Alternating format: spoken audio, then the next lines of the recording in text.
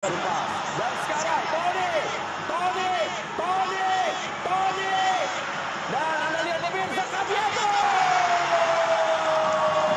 Jangan jadi beban, tapi jadi target kalian. Kita main di kandang, buatlah mereka menangis, bukan kita yang nangis. Bisa? Subscribe channel ini dulu, agar gak ketinggalan update terbaru, dan bagi yang sudah, bersiaplah untuk merasakan sensasi berita terhangat seputar Timnas Indonesia.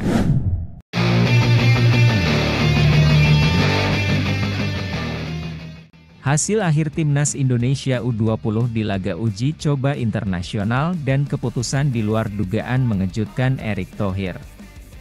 Berita pertama, hasil akhir Timnas Indonesia versus Uzbekistan di laga uji coba internasional. Begini jalannya pertandingan. Timnas Indonesia U20 mencoba memainkan pressing tinggi pada awal laga. Akan tetapi, satu serangan balik Uzbekistan justru langsung membuat gawang Garuda jebol. Pemain Uzbekistan nomor 20, Asilbek Jumaev, berhasil memberikan bola matang ke arah Azizbek Tulkinbekov yang menusuk dari sisi kanan. Tulkinbekov lantas memberikan bola mendatar ke depan gawang Indonesia yang langsung disambar Murodjon Komilov. Gol Komilov pada menit keempat itu membawa Uzbekistan unggul 1-0 atas Indonesia. Gol cepat membuat Uzbekistan percaya diri. Mereka kerap menyerbu sisi kiri pertahanan skuad Garuda. Di lain sisi, transisi Timnas Indonesia U20 tampak tidak berjalan baik. Salah satu kelemahan yang masih terlihat dari permainan skuad Garuda adalah kualitas umpan para pemain. Selain itu, koordinasi di barisan belakang Timnas Indonesia U20 juga terlihat belum maksimal. Upaya Timnas Indonesia U20 untuk mencetak gol balasan membuahkan hasil pada menit ke-32. Berawal dari tusukan Toni Firmansyah di sisi kanan pertahanan Uzbekistan, bola lantas mengarah ke Caviatur Rizky. Tembakan Caviatur sempat membentur salah satu pemain Uzbekistan sehingga bola tak bisa diantisipasi kiper Samandar Muratbaev. Namun, pada menit ke-40, Uzbekistan kembali bisa mencetak gol. Kali ini, gawang skuad Garuda jebol akibat kesalahan kiper Rifki Tovani. Tovani salah membaca umpan lambung Ozodbek Kurbonov dari sayap kiri Uzbekistan. Tovani coba menghalau umpan lambung Kurbonov, tetapi bola gagal ia jangkau dan masuk ke gawang sendiri. Gol Ozodbek Kurbonov tersebut membuat Uzbekistan menutup babak pertama dengan skor 2-1 atas Indonesia. Berita kedua, keputusan di luar dugaan mengejutkan Erick Thohir. Ketum PSSI, Erick Thohir yang mengetahui pernyataan Shin Tae-yong yang gegerkan publik. Dalam pernyataan itu Shin Tae-yong mengatakan dirinya seharusnya tidak menjadi pelatih di negara-negara Asia Tenggara. Saya seharusnya tidak memimpin lagi di Asia Tenggara, kata Shin Tae-yong seperti dikutip dari media Korea, Sports Kyunghyang.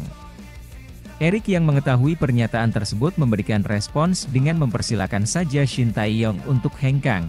Namun, ia juga mengingatkan masih ada komitmen lagi yang harus dijalani Shin Tae-yong yakni membawa Indonesia U23 melaju ke perempat final Piala Asia U23 2024.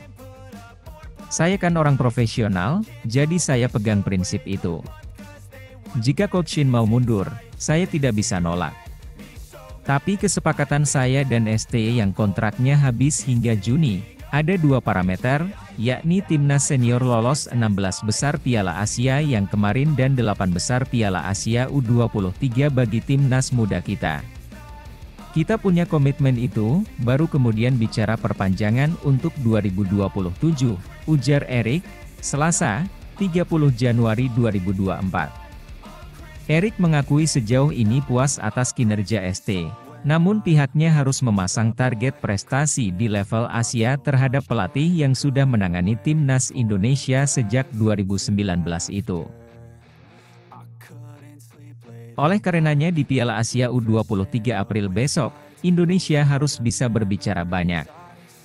Apalagi banyak pemain U23 kita masuk dalam skuad Timnas senior kemarin dan beberapa pemain sering jadi starting 11. Itu modal yang sangat besar bagi ST untuk membuat kejutan, tambah Erik.